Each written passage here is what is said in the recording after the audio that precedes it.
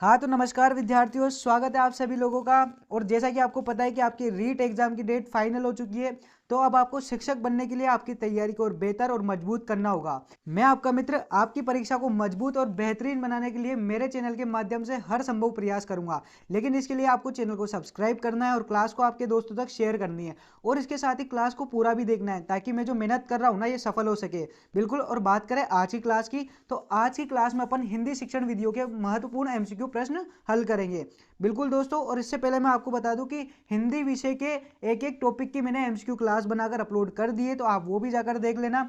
तो बिना किसी देरी के शुरू करते हैं आज की क्लास। और आज की क्लास का आपका पहला प्रश्न है कि मनुष्य के मानसिक विकास के लिए मातृभाषा उतनी ही आवश्यक है जितना कि बच्चे के शारीरिक विकास के लिए माता का दूध। यह कथन किसका है? यानी कि जो उपरोक्त कथन है ये किसने दिया था आपको बताना है। तो बताओ, राजर्षि टंडन ने, रायबर्न ने, महात्मा गांधी ने, या फिर विवेकानंद ने?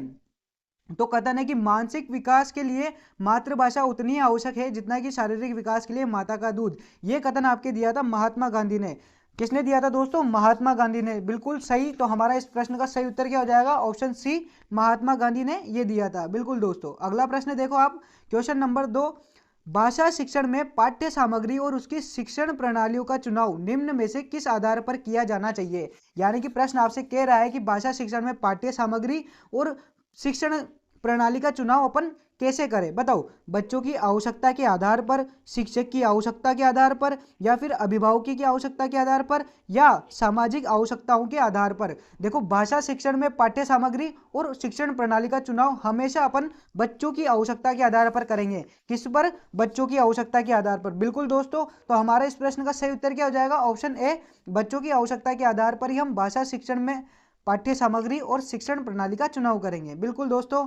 अगला प्रश्न दोस्तों आपके, शिक्षण योजना शिक्षक द्वारा निर्मित योजना है कि जो शिक्षण योजना है ये शिक्षक द्वारा निर्मित योजना है जिसके द्वारा शिक्षण उद्देश्यों की प्राप्ति की जा सकती है। यह किसने कहा? यानी कि जो उपरोक्त कथन है किसने कहा था? बताओ, मर्सेल ने, डेविस ने, वेस्ले ने, या फिर एनएल वॉशिंग ने? तो मैं आपको बता दूं कि जो उपरोक्त कथन है ये आपके डेविस ने दिया था। यानी कि क्वेश्चन नंबर 3 का सही उत्तर हो जाएगा ऑप्शन बी। बिल्कुल दोस्तों। जो उपरोक्त कथन है ये आपके दिया था डेविस ने। किसने दिया? डेविस ने। अगला प्रश्न दोस्तों आपके, निम्न में से क्या उपचारात्मक शिक्षण का सिद्धांत नहीं है? आपसे पूछा है कि निम्नलिखित में से कौन सा उपचारात्मक शिक्षण का सिद्धांत नहीं है, यानी कि नेगेटिव पूछा है। तो बताओ, बच्चों एवं शिक्षकों के मध्य संबंध स्थापित किए जाए, अध्यापक अपने दृष्टिकोण को अनुभव के आधार पर न अपनाए, यहाँ पर देखो न अपनाए बोला है, नेगेटिव बोला है, शिक्षण के दौरान बच्चों को सक्रिय रखा जाए, शिक्षक निदानात्मक परीक्षणों में दक्ष हो। तो बिल्कुल शिक्षक को निदानात्मक परीक्षणों में दक्ष होना चाहिए और शिक्षण के द्वारा बच्चों को सक्रिय रखना चाहिए। और इसके साथ ही जो बच्चे और शिक्षक है ना, इनके मध्य संबंध भी स्थापित किए जाने चाहिए। ये सभी उपचारात्मक शिक्षण के सिद्धांत है। और बात करें कौन सा नहीं है, तो अध्यापक अपने दृष्टिकोण और अनुभव को आधार न अपनाए, यानी कि यह गलत है, बल्कि अध्यापक को अपने अनुभव को आधार बनाना चाहिए। तो इस प्रश्न का हमारा सही उत्तर क्या हो जाएगा? Option B. यानी कि ऑप्शन बी है ना, ये क्वेश्चन नंबर 4 का बिल्कुल सही उत्तर होगा। यह कथन गलत है, उपचारात्मक शिक्षण का सिद्धांत नहीं है। बिल्कुल दोस्तों। अगला प्रश्न देखो आप, त्रिभाषा सूत्र में उच्च प्राथमिक स्तर किस भाषा के शिक्षण को प्राथमिकता देती है? यानी कि जो त्रिभाषा सूत्र है उच्च प्राथमिक स्तर पर किस भाषा शिक्षण को प्राथमिकता देती है? बताओ, मातृभाषा को प्राथमिकता देती है, अंग्रेजी भाषा को, विदेशी भाषा को, या फिर संस्कृत भाषा को? तो देखो, जो त्रिभाषा सूत्र है आपने पढ़ा भी होगा थ्योरी में कि जो त्रिभाषा सूत्र ये मातृभाषा को महत्व या प्राथमिकता देती है। तो बिल्कुल हमारा सही जो उत्तर हो जाएगा वो हो जाएगा मातृभाषा, ऑप्शन ए। बिल्कुल दोस्तों, ऑप्शन ए आपके इस प्रश्न का सही उत्तर है। चलो अगला प्रश्न देखो आप। अगला प्रश्न है, डाल्टन विधि के प्रवर्तक कौन है? यानी कि जो डाल्टन विधि है इसका प्रवर्तक आपसे पूछा है। तो बताओ, मांटेसरी है, महात्मा गांधी है, कोल्डवेल है, या फिर मिस पार्क हर्ट है? तो आपसे पूछिए कि जो डाल्टन विधि इसका प्रवर्तक बताओ। तो मैं आपको बता दूं कि जो आपकी डाल्टन विधि है ना, इसका प्रवर्तक है आपके Miss Parkhurst, option D. Option D आपके इस प्रश्न का बिल्कुल सही उत्तर होगा। हाँ जी दोस्तों, आगे चलो। अगला प्रश्न है आपके, भाषा शिक्षण के अंतर्गत श्रव्य सहायक सामग्री का उपयोग किस में होता है? बहुत ही अच्छा और इंपॉर्टेंट क्वेश्चन है दोस्तों। भाषा शिक्षण के अंतर्गत श्रव्य सहायक सामग्री का उपयोग किस में होता है, ये आपसे पूछा है। बताओ, शुद्ध उच्चारण करने में, शुद्ध लिखने में, शुद्ध पढ़ने में, या फिर इनमें से कोई नहीं। अब बताओ, श्रव्य सहायक सामग्री का प्रयोग कब करते हैं अपन? शुद्ध उच्चारण करने में। तो हमारा सही उत्तर क्या हो जाएगा? Option A. ऑप्शन ए हमारे इस प्रश्न का बिल्कुल सही उत्तर है। अगला प्रश्न है आपके क्वेश्चन नंबर 8 की भाषा शिक्षण मूल्यांकन से अभिप्राय है, यानी कि जो भाषा शिक्षण मूल्यांकन है इसका तात्पर्य क्या है? बताओ, निरंतर और सतत चलने वाली प्रक्रिया, वांछित व्यवहारगत परिवर्तन की जानकारी, भाषा शिक्षण के उद्देश्यों की पूर्ति करने का सीमांकन, या फिर उपरोक्त सभी। तो देखो, जो भाषा शिक्षण का मूल्यांकन है ना, नीचे जो तीनों दिए हो ना, ये तीनों इसकी पूर्ति करते हैं। तो हमारा सही उत्तर क्या हो जाएगा? ऑप्शन डी, उपरोक्त सभी। उपरोक्त सभी भाषा शिक्षण मूल्यांकन के अभिप्राय ये। अगला प्रश्न है दोस्तों आपके कि उपचारात्मक शिक्षण वह विधि है जो, अब आपसे पूछा है कि उपचारात्मक शिक्षण कौन सी विधि है? बताओ, जो समस्याओं के कारणों की पहचान मुश्किल करे, समस्याओं को उलझाकर प्रस्तुत करे, समस्याओं को दूर करने में सफलता प्रदान करे, या फिर समस्याओं का भाषिक नियमों पर ज्ञान प्रदान करे। अब आपने थ्योरी में पढ़ा होगा कि उपचारात्मक शिक्षण का मतलब होता है कि जो कमजोर बच्चे हैं उन बच्चों को अलग से छांटकर एक्स्ट्रा क्लास दी जाए, और जो उनकी समस्या है उस अगली एक्स्ट्रा क्लास में उनका समाधान किया जाए। तो उपचारात्मक शिक्षण कौन सी विधि हो जाएगी? तो हो जाएगी समस्याओं को दूर करने में सफलता प्रदान करना। ऑप्शन सी हमारे इस प्रश्न का बिल्कुल सही उत्तर हो जाएगा। बिल्कुल दोस्तों, अगला प्रश्न है आपके भाषा कौशलों के बारे में कौन सा कथन सही है, यानी कि इसने पूछा है कि जो 4 ऑप्शन दिए हुए हैं इनमें भाषा कौशल के बारे में कौन सा एक कथन है जो सही है, पूर्णतया सत्य है। बताओ, भाषा के कौशल केवल क्रमबद्ध रूप से सीखे जाते हैं, भाषा के कौशल परस्पर अंतर संबंधित है, भाषा के कौशलों में केवल पढ़ना लिखना महत्वपूर्ण होता है। अगला है आपकी कि भाषा के मूल रूप से कौशलों में से केवल सुनना और बोलना ही महत्वपूर्ण है। देखो, भाषा कौशल के बारे में कौन सा कथन सत्य है ये अपन से पूछा था, तो इस प्रश्न का जो सही उत्तर होगा ना वो होगा अपना ऑप्शन बी। भाषा के कौशल है ना वो परस्पर अंतर संबंधित होते हैं। देखो, न पढ़ना लिखना महत्वपूर्ण है, न ही सुनना बोलना, बल्कि ये चारों ही महत्वपूर्ण है, और चारों के चारों एक दूसरे से अंतर संबंधित है। तो हमारा सही उत्तर क्या हो जाएगा? Option B. बी आपके इस प्रश्न का बिल्कुल सही उत्तर होगा। अगला प्रश्न है दोस्तों आपके कि पाठ योजना के हर्बट उपागम में सर्वाधिक बल दिया जाता है, यानी कि जो हर्बट उपागम है ना इसमें पाठ योजना में सर्वाधिक बल किस पे दिया हुआ है ये बताओ आप। शिक्षण पर दिया है, अधिगम पर दिया है, उद्देश्य पर दिया है, या फिर मूल्यांकन पर? तो देखो, पाठ योजना में हर्बट ने ना सर्वाधिक बल दिया है आपके शिक्षण पर। किस पर? शिक्षण पर। तो ऑप्शन ए हमारे इस प्रश्न का बिल्कुल सही उत्तर हो जाएगा। पाठ योजना में हर्बट ने किस पर बल दिया? शिक्षण पर। बिल्कुल याद रखना दोस्तों। अगला प्रश्न है आपके कक्षा में जाने से पहले तैयारी कर लेनी चाहिए, क्योंकि शिक्षक की प्रगति हेतु कोई बात इतनी बाधक नहीं होती जितनी कि शिक्षण व अपूर्ण तैयारी। यह कथन किसका है, यानी कि ये किसने कहा कि कक्षा में जाने से पहले तैयारी कर लेनी चाहिए, क्योंकि शिक्षक की प्रगति हेतु कोई बात इतनी बाधक नहीं होती जितना कि शिक्षक की अपूर्ण तैयारी होती है। ये कथन किसने कहा? बताओ, डेविस भाई ने कहा, हर्बर्ट भाई ने कहा, फ्रोबेल भाई ने कहा, या फिर मारिया मोंटेसरी ने कहा था? तो देखो, ये जो कथन कहा था ना ये आपके डेविस ने कहा था। ऑप्शन ए हमारे इस प्रश्न का बिल्कुल सही उत्तर हो जाएगा। ये कथन डेविस का है। बिल्कुल दोस्तों, अगला प्रश्न आप देखो कि बालोत्थान शिक्षण पद्धति के जन्मदाता कौन है? जो बालोत्थान शिक्षण पद्धति है इसका प्रवर्तक कौन है आपसे पूछा है। बताओ, पेस्टालोजी है, फ्रोबेल है, मोरिया मॉन्टेसरी है, या फिर एलन है?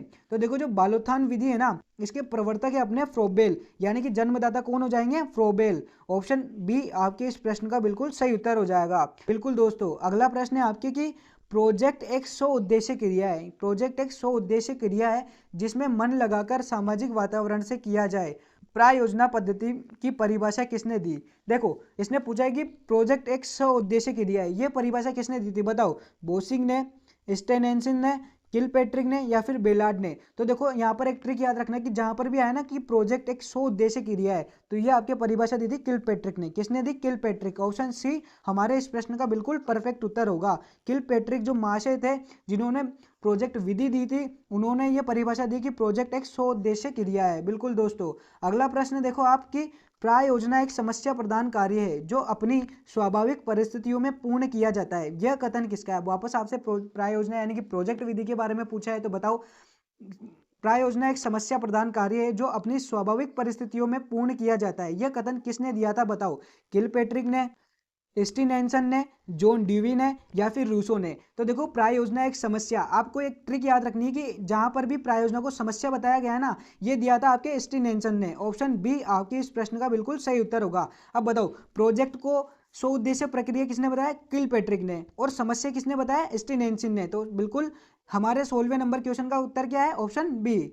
बिल्कुल अगला प्रश्न देखो आपकी प्रायोजना विधि प्रोजेक्ट मेथड के जन्मदाता यानी कि प्रवर्तक कौन है? मैंने आपको बता भी दिया है, बहुत ही आसान सा प्रश्न हो गया। आप इसका उत्तर आप कमेंट में दोगे, बताओ किलपेट्रिक है, अरस्तु है, स्टीनेंसन है या फिर पाइथागोरस है? बताओ प्रायोजना विधि है ना, इसका प्रवर्तक कौन है? तो आपके इसका प्रवर्तक है आपके किलपेट्रिक। ऑप्शन ए इस प्रश्न का सही उत्तर है। बिल्कुल दोस्तों। और हाँ दोस्तों, आपको जिस टॉपिक से रिलेटेड एमसीक्यू प्रश्न चाहिए आप मेरे को कमेंट करके बता सकते हो कि सर आप इस पे क्लास लेकर आइए, मैं बिल्कुल उसी टॉपिक पर आपके लिए क्लास लेकर आऊंगा। अगला प्रश्न देखो इसी क्रम में, आपके निम्नलिखित में से कौन सा शिक्षण सूत्र नहीं है? क्या पूछा है कि कौन सा शिक्षण सूत्र नहीं है? बताओ। मूर्त से अमूर्त है, बिल्कुल है। ज्ञात से ज्ञात, ये भी है। विश्लेषण से संश्लेषण, ये भी है। और अनुकरण से अभ्यास, हाँ ये नहीं है। तो हमारा सही उत्तर भी क्या हो जाएगा? Option D. अनुकरण से अभ्यास ये कोई शिक्षण सूत्र नहीं है, तो हमारा सही उत्तर है ऑप्शन डी। बिल्कुल दोस्तों। अगला प्रश्न देखो आपकी जिस मूल्यांकन पर मूल्यांकनकर्ता के विचारों का प्रभाव नहीं पड़ता मूल्यांकन की विशेषता है, यानी कि वो कौन सा मूल्यांकन है जिसमें मूल्यांकनकर्ता के विचारों का प्रभाव नहीं पड़ता है? वैधता, विश्वसनीयता, वस्तुनिष्ठता या फिर व्यवहारिकता? तो देखो मूल्यांकन है वस्तुनिष्ठता का। कौन सा? वस्तुनिष्ठता। ऑप्शन सी हमारे इस प्रश्न का बिल्कुल सही उत्तर हो जाएगा, क्योंकि वस्तुनिष्ठता एक ऐसा मूल्यांकन है जिसमें कितने ही मूल्यांकन करता है, यानी कि जांच करता कोई भी हो, उत्तर सिर्फ एक ही रहेगा और कोई भेदभाव नहीं किया जाएगा। बिल्कुल दोस्तों, ऑप्शन सी हमारा उस प्रश्न का बिल्कुल सही उत्तर था। अगला प्रश्न आपके 20 क्वेश्चन नंबर 20 आपसे कह रहा है कि मुदालियर आयोग ने माध्यमिक पाठशालाओं में किस भाषा के माध्यम पर जोर दिया था? यानी कि जो मुदालियर आयोग आपके 53 में आया था, इसने किस भाषा पर जोर दिया? बताओ। मातृभाषा पर, संघीय भाषा पर, आंग्ल भाषा पर या फिर हिंदी भाषा पर? तो देखो मुदालियर आयोग जो था इसने मातृभाषा पर जोर दिया। कौन सी भाषा पर? मातृभाषा पर। तो ऑप्शन ए हमारा इस प्रश्न का बिल्कुल परफेक्ट उत्तर बैठेगा। बिल्कुल अगला प्रश्न देखो आपकी गंभीर वाचन तथा द्रुत वाचन ये दोनों किसके भेद है? यानी कि जो गंभीर वाचन और द्रुत वाचन, आपने अगर थ्योरी पढ़ रखी है ना तो ये क्वेश्चन आपके लिए बहुत ही आसान हो जाएंगे दोस्तों, यकीन मानिए।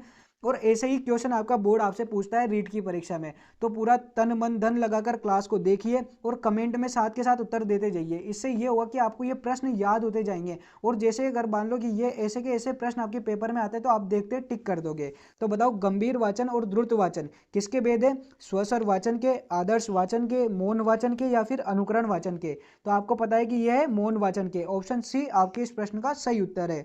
बिल्कुल दोस्तों। और अगर आपने अभी तक थ्योरी नहीं पढ़ी तो प्लीज एक बार थ्योरी पढ़ो फिर क्वेश्चन अटेम्प्ट करो। कसम से आपको सारे के सारे क्वेश्चन ऐसे सिंपल सिंपल लगेंगे। बिल्कुल अगला प्रश्न देखो आपकी किस विधि में बालक आंख, हाथ और कान तीनों का प्रयोग करता है? यानी कि वो कौन सी विधि है जिसमें बालक आंखों से कार्य करता है, हाथ से करता है और कान से करता है? बताओ।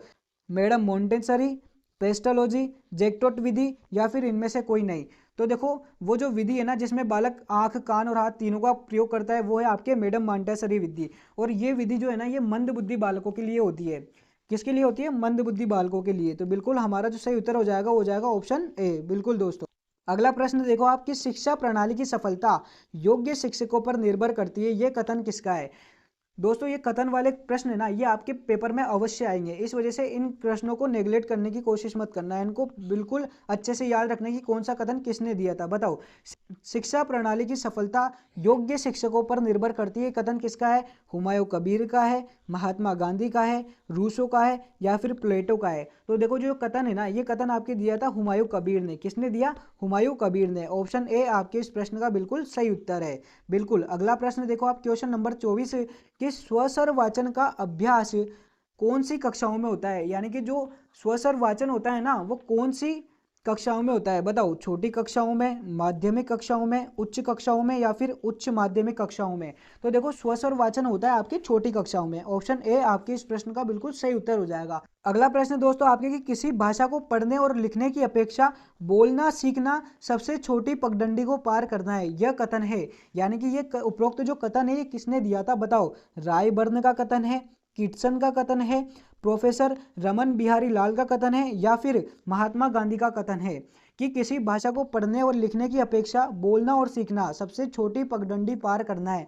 यह कथन आपके किटसन का है। किसका है? किटसन महोदय का है। तो इस प्रश्न का सही उत्तर हमारा ऑप्शन बी हो जाएगा। क्या हो जाएगा? ऑप्शन बी इस प्रश्न का बिल्कुल सही उत्तर होगा। यह कथन किटसन का था।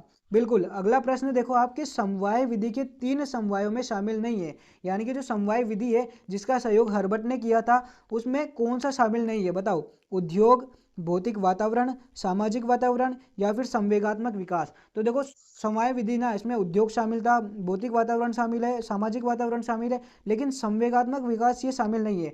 तो इस प्रश्न का सही उत्तर क्या हो जाएगा, ऑप्शन डी। जो संवेगात्मक विकास है ये समवाय विधि के अंतर्गत शामिल नहीं है। बिल्कुल दोस्तों। अगला प्रश्न है आपका क्वेश्चन नंबर 27। क्वेश्चन नंबर 27 आपसे कह रहा है कि सतत एवं समग्र मूल्यांकन में समग्र का अर्थ क्या होता है, यानी कि जो समग्र शब्द है ना इसका अर्थ बताओ। संपूर्ण विषय वस्तु का मूल्यांकन हो, सभी उद्देश्य मूल्यांकित किए जाए, बच्चों के व्यक्तित्व के सभी पक्षों का मूल्यांकन हो, या फिर उपरोक्त सभी। तो देखो बहुत से बच्चे तो उपरोक्त सभी देखते हैं उसके पीछे भागते हैं, लेकिन यहाँ पर उपरोक्त सभी नहीं है। और मेरी एक एडवाइस है कि जहां पर भी आपको उपरोक्त सभी दिया हुआ है ना, वहां पे आंखें बंद करके उपरोक्त सभी मत करो, पहले क्वेश्चन को अच्छे से पढ़ो कि वो पूछना क्या चाह रहा है, फिर उत्तर दो। अब इसने समग्र का अर्थ पूछा है, और समग्र का अर्थ क्या होगा, बच्चों के व्यक्तित्व के सभी पक्षों का मूल्यांकन हो, यह समग्र का अर्थ होता है। तो हमारा सही उत्तर क्या हो जाएगा, ऑप्शन सी। ऑप्शन सी आपके 27 नंबर क्वेश्चन का बिल्कुल परफेक्ट उत्तर होगा। बिल्कुल दोस्तों। अगला प्रश्न क्वेश्चन नंबर 28 आपसे पूछ रहा है कि सतत एवं समग्र मूल्यांकन होता है, यानी कि सतत और समग्र मूल्यांकन का अर्थ क्या है बताओ। वर्ष के अंत में परीक्षाओं के माध्यम से किया जाए, वर्ष में 3 बार 2 अंतरिम जांचों एवं 1 अंतरिम परीक्षा के माध्यम से किया जाए, वर्ष में कभी भी शिक्षक की इच्छा अनुसार, या फिर अध्यापन शिक्षा प्राप्ति की संपूर्ण प्रक्रिया में सतत रूप से। तो देखो सतत और जो समग्र मूल्यांकन होता है ना, ये किया जाता है अध्यापन शिक्षा प्राप्ति की संपूर्ण प्रक्रिया में सतत रूप से चलता रहता है, यानी कि सतत व्यापक मूल्यांकन जब विद्यार्थी एडमिशन लेता है और जब क्लास को पास करता है तब तक चलता रहता है। बिल्कुल दोस्तों। अगला प्रश्न है क्वेश्चन नंबर 29। क्वेश्चन नंबर 29 आपसे कह रहा है कि सतत एवं समग्र मूल्यांकन में निम्नलिखित का मूल्यांकन किया जाता है, यानी कि सतत और समग्र मूल्यांकन है ना, इनमें निम्न का मूल्यांकन किया जाता है, यानी किसका मूल्यांकन किया जाता है ये आपको बताना है। तो बताओ। शिक्षार्थी की शैक्षिक उपलब्धियों का सतत रूप से मूल्यांकन किया जाता है, छात्र के शारीरिक शिक्षा एवं योग के कौशल आधारित पक्षों का परीक्षण किया जाता है, छात्र के स्वास्थ्य से जुड़े पक्षों का सतत एवं गुणात्मक आकलन किया जाता है, या फिर उक्त सभी पक्षों का सतत एवं समग्र मूल्यांकन किया जाता है। तो बिल्कुल मैं आपको बता दूं कि जो उक्त सभी पक्ष है ना, इनका मूल्यांकन किया जाता है। तो क्वेश्चन नंबर 29 का सही उत्तर जो हो जाएगा वो हो जाएगा अपना ऑप्शन डी। ऑप्शन डी आपके इस प्रश्न का बिल्कुल सही उत्तर है। अगला आज का आखिरी प्रश्न आपके लिए कि एपिडायस्कोप उपकरण काम में आता है, यानी कि जो एपिडायस्कोप है ना इसका कार्य क्या है ये आपको बताना है। तो बताओ। चित्रों को बड़े आकार में दिखाने हेतु, चित्रों को समान आकार में दिखाने हेतु, चित्रों को छोटे आकार में दिखाने हेतु, या फिर इनमें से कोई कार्य संभव नहीं है। बताओ दोस्तों एपिडायस्कोप जो उपकरण है इसका कार्य क्या है। तो मैं आपको बता दूं कि जो आपके एपिडायस्कोप है ना ये चित्रों को बड़े दिखाने हेतु काम में लिया जाता है। काहे के लिए, बड़े दिखाने हेतु। तो आपके क्वेश्चन नंबर 30 का जो सही उत्तर होगा वो होगा आपके ऑप्शन ए। बिल्कुल ऑप्शन ए आज के आपके आखिरी क्वेश्चन का सही उत्तर है। तो दोस्तों आज की हिंदी शिक्षण वीडियो के महत्वपूर्ण एमसीक्यू प्रश्नों की क्लास में इतना ही। मिलते हैं आपसे अगली क्लास में। तब तक के लिए आप चैनल को सब्सक्राइब करो और क्लास को आपके दोस्तों तक शेयर करो और क्लास को पूरा देखो। मिलते हैं अगली क्लास में, तब तक के लिए जय हिंद जय भारत।